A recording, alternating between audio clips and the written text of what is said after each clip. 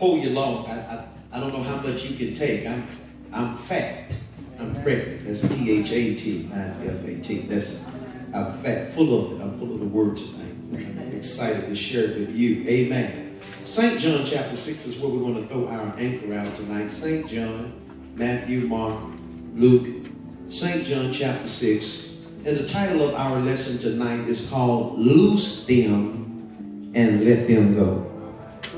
Would you repeat that kind thought after me? Loose them and let them go. All right, man, lean up to the neighbor on your left. Say, did you hear what the young man said? Yes. Loose them.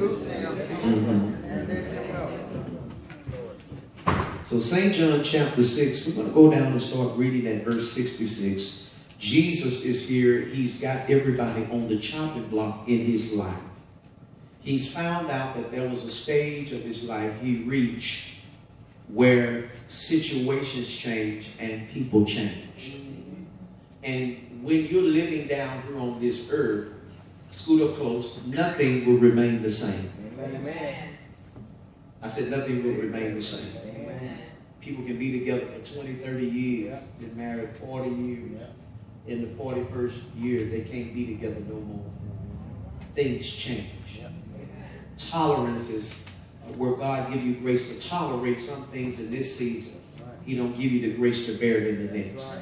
Talk to me, church. Have you ever been there? Where you were torn between being faithful to that you know and being afraid to embrace that is new in your life. And sometimes the Lord has you, Joel 3:14 says, in the valley of decision. And in this particular case here, Jesus reached another mile marker in his life and ministry.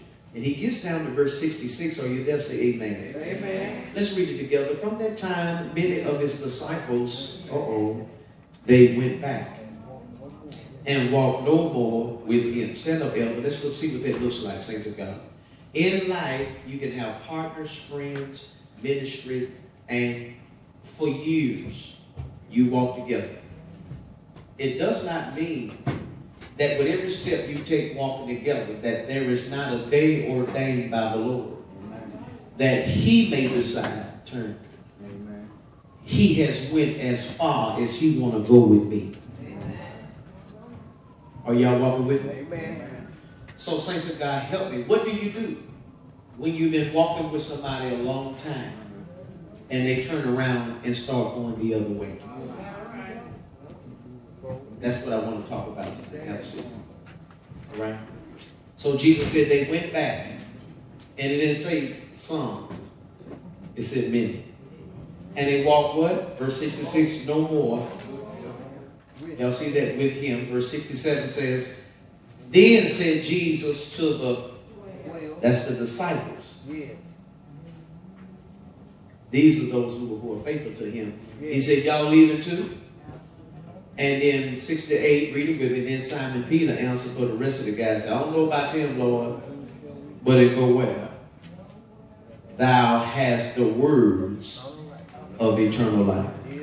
Look at verse 6 of God. There comes a season in life where you are always there for people. But then God will ordain a season of your life where he will see who there for you. Y'all better come on.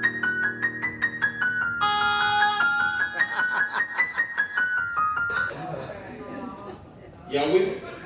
Because some of y'all in here front like you got that kind of strength and you wicked and sugar water. Y'all gonna walk with me? Let's be truthful tonight. Say it again, loose them and let them go. This is a very hard thing. It's a very hard thing because, watch this, you just not connected to people in the natural. That's right. Amen. You connected to their spirit. And there are certain people in your life you connected by the spirit. Amen. It's like when a lady and a man, whatever, break up relationships, and or she gets in a relationship, he gets in another relationship, and he or she begins to treat the person they with like the person they was just with. And they never let them go on and become the person that they are because they never got over the person that they were just with. I was watching the show, these men and woman, they was, y'all pray for me, it was on TV, I've been watching, and they had relations. Amen. And when they got through, the lady stood up, she was with Danny, but when They got up. She said, "Oh, Tommy, thank you." He said, "What?" Y'all missed it. But I'm being serious. Though she was going through the motions, they gonna say amen. I'm gonna go home. Y'all don't care. Though she was going through the motions with him, she was thinking about Tommy. Because it's not what you do in the natural, it's who got your spirit.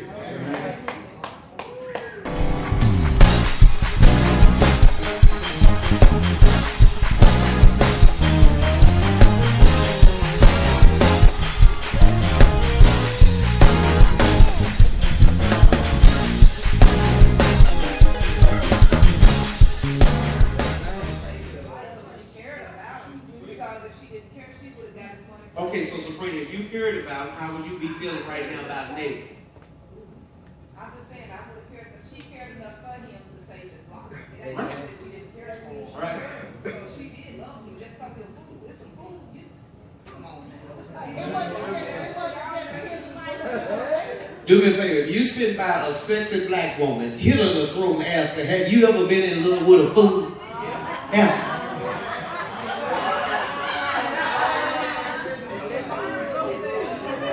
I got help over here too. That's why y'all need to go. I got help. Y'all my help. She went to David for mercy.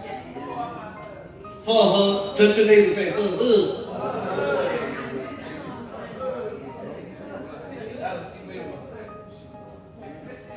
So watch this.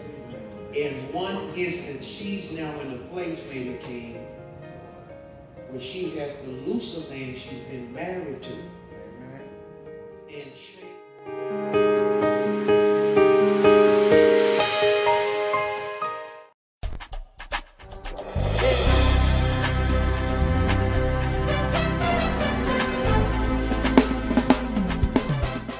But then finally we get to chapter 28, where they've made it to the island of Malta. And when you read chapter 27, it talks about the ship breaking up in the storm and that they had to make it on broken pieces.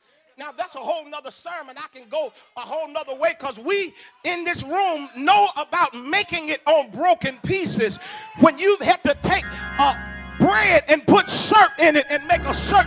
I'm not the only one that ate a syrup sandwich or a mustard sandwich and you gave thanks. I'm not the only one that has taken cornbread and buttermilk and made a meal. I'm not the only one that has taken cheese and crackers and gave thanks to God. After you took the little red, I'm talking to some folk that understand that God has blessed us to make it on broken pieces.